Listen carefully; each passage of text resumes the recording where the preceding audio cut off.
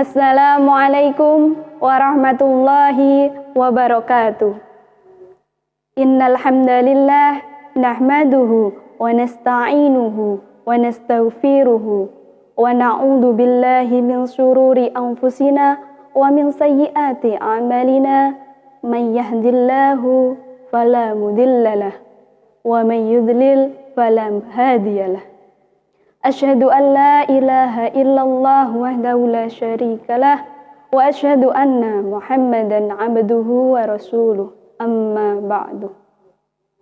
Marilah kita panjatkan puji syukur kehadirat Allah SWT yang mana kita masih diberikan nikmat iman, Islam dan kesehatan sehingga sampai saat ini kita masih istiqomah menjalankan ibadah puasa.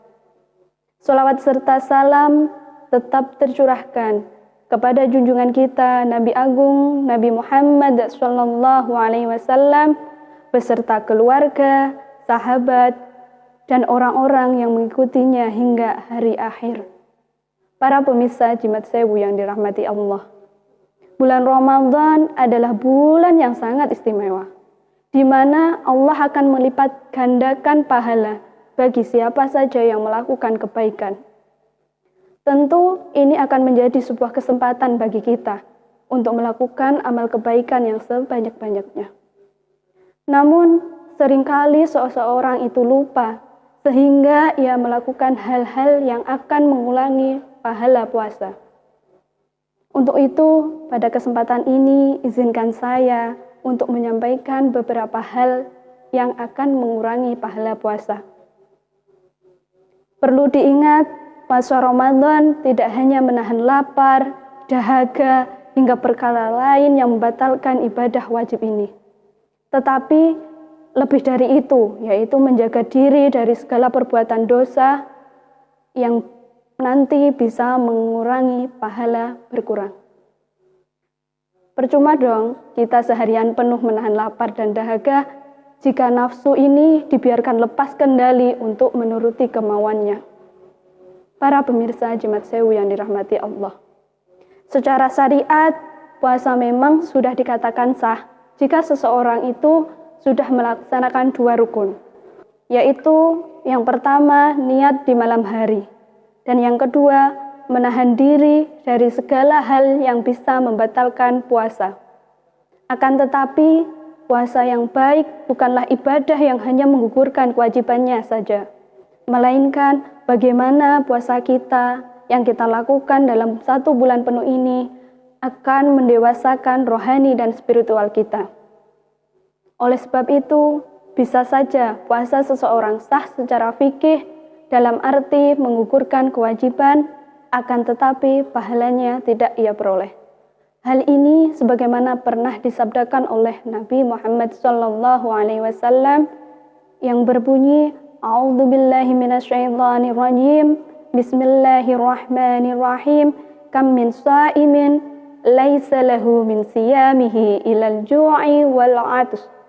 Yang artinya, betapa banyak orang yang berpuasa namun dia tidak mendapatkan sesuatu dari puasanya kecuali rasa lapar dan dahaga. Hadis riwayat An-Nasa'i. Hadis ini memberikan suatu pengertian bahwa betapa banyak orang melakukan puasa dan beliau sukses mencegah dari segala hal-hal yang membatalkan puasa, hanya saja beliau tidak mendapatkan pahala. Lantas, apa saja penyebab yang bisa menghilangkan pahala puasa? Para pemirsa Jimat Sewu yang dirahmati Allah, kali ini saya akan menguraikan hal-hal yang mengurangi bahkan akan menghilangkan pahala puasa sesuai dengan sabda Nabi Muhammad SAW dalam hadisnya. A'udzu billahi minasyaitonir rajim. Bismillahirrahmanirrahim. Khamsun yuftirna as-sha'im al-ghibah wan namimah wal kadhib wan nadhru bisyahwat wal yaminul kadhibah. Yang artinya 5 hal yang bisa membatalkan pahalanya orang berpuasa. Yang pertama, membicarakan orang lain. Selanjutnya, mengadu domba, berbohong, melihat dengan syahwat, dan sumpah palsu. Hadis riwayat At-Tailami.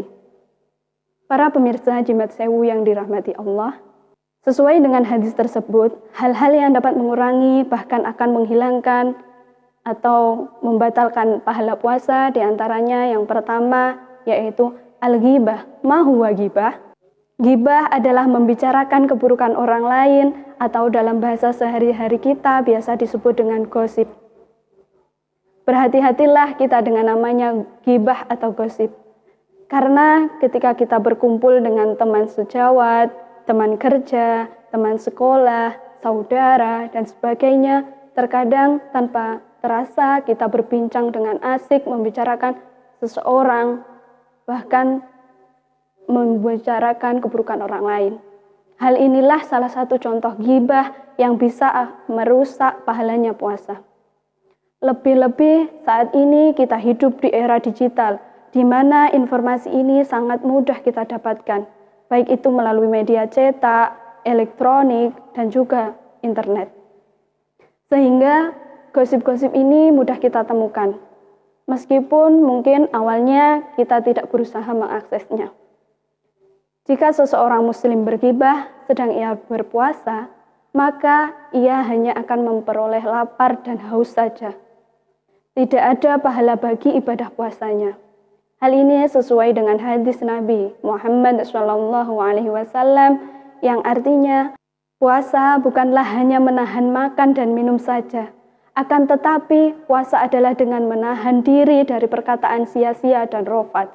Apabila ada seseorang mencelamu atau berbuat usil padamu, katakanlah padanya, aku sedang berpuasa, aku sedang berpuasa. Hadis riwayat Ibnu Huzaimah. Selanjutnya yang kedua adalah namimah.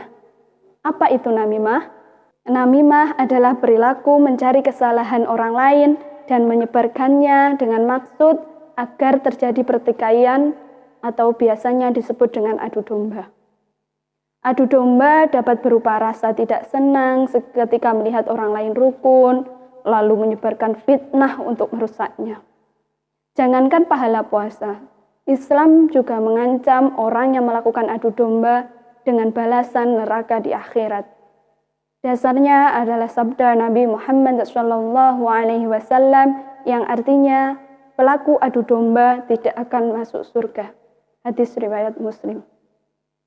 Di media sosial dan internet banyak sekali konten-konten yang bermuatan negatif dan bersifat adu domba. Jika konten-konten ini tersebar dan diyakini sebagai sebuah kebenaran, maka akan sangat berdampak buruk khususnya bagi kerukunan dan suasana yang kondusif di masyarakat. Yang ketiga adalah kadzib. Ma huwa kadzib? Kadzib artinya berbohong atau berkata dusta. Orang yang sudah terbiasa berkata dusta atau berbohong, maka akan mendapat sebutan orang munafik. Mengapa demikian? Karena salah satu ciri orang munafik adalah jika berkata ia berdusta. Dalam bahasa kekinian, bohong juga bisa disebut dengan berita hoax. Sama seperti hal-hal yang bisa merusak pahala puasa sebelumnya, berita hoax ini juga sangat marak beredar di dunia maya atau internet. Jika seseorang sudah terlanjur berdusta, ia akan selalu melakukan kebohongan lain untuk menutupi kebohongan-kebohongan sebelumnya. Karena itu, jika orang yang berdusta selama ia berpuasa, maka ibadah puasanya tidak bernilai apa-apa di sisi Allah. Sebagaimana sabda Nabi Muhammad SAW yang artinya, barang siapa yang tidak meninggalkan perkataan dusta, maka Allah tidak butuh dari lapar dan haus yang dia tahan. Hadis riwayat Bukhari. Selanjutnya yang keempat adalah nadru bis sahwat. Apa itu nadru bis sahwat? Nadru bis sahwat artinya melihat orang lain yang berbeda jenis dengan syahwat pada saat berpuasa. Melihat dengan syahwat di sini tidak hanya melihat orang secara nyata, tetapi melihat gambar, video, animasi, atau hal-hal sejenisnya yang akan menimbulkan bangkitnya hawa nafsu atau syahwat seseorang. Seorang muslim harus waspada dengan pandangan matanya. Nabi Muhammad SAW bersabda, pandangan merupakan salah satu anak panah iblis. Hadis riwayat Al-Hakim dan Tobroni. Yang terakhir yaitu yaminul kadzib. Ma huwa yaminul kadzib? Yaminul kadzib artinya sumpah palsu atau sumpah yang bertujuan untuk menutupi kebohongan, keburukan, atau bahkan sebuah rencana kejahatan. Menyatakan sumpah tapi berbohong merupakan perbuatan yang dilarang dalam Islam. Apalagi jika sampai membawa nama Allah SWT di awal sumpahnya.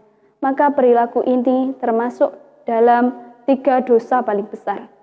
Larangan bersumpah palsu ini dijelaskan dalam Al-Quran surat Ali Imran ayat 77 yang artinya sesungguhnya orang-orang yang perjualbelikan janji Allah dan sumpah-sumpah mereka dengan harga murah, mereka itu tidak akan memperoleh bagian di akhirat.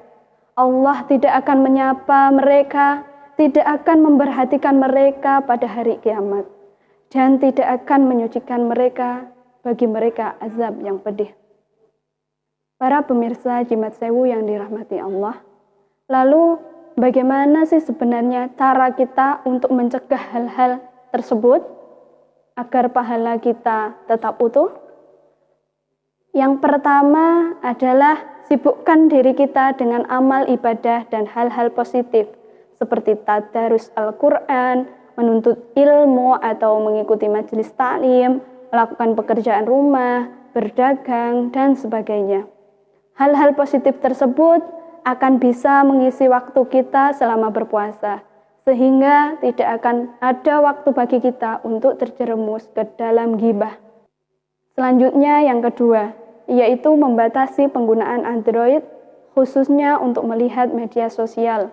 Mengakses media sosial secara berlebihan juga akan berpotensi untuk kita menerima informasi-informasi yang negatif, meskipun terkadang kita tidak sedang mencari informasi tersebut. Selanjutnya, mari kita gunakan Android kita untuk mengakses konten-konten yang positif agar kita terhindar dari maraknya konten-konten yang berbau fitnah, kebencian, adu domba, berita hoax, bahkan hal-hal yang menimbulkan syahwat. Yang terakhir, kalau kita masih berat untuk melakukan hal-hal yang positif, setidaknya kita bisa mencegah diri kita ini untuk selalu menjauh dari hal-hal yang negatif. Salah satu caranya adalah dengan tidur atau berdiam diri di rumah. Gus Bahak pernah dawuh, tidur adalah ibadah terbaik di akhir zaman. Mengapa demikian? Karena kalau tidur sudah tidak mengganggu orang lain. Demikian, semoga kita bisa mengambil hikmah dari apa yang kita bahas. Jika ada kebenaran datangnya dari Allah, dan silahkan untuk diikuti. Dan apabila ada kesalahan datangnya dari kekurangan saya, untuk itu saya mohon maaf yang sebesar-besarnya. Pak Taufik membeli batik, 1 lembar harga 50. Wallahul muwaffiq ila aqwamit thoriq. Wassalamualaikum warahmatullahi wabarakatuh.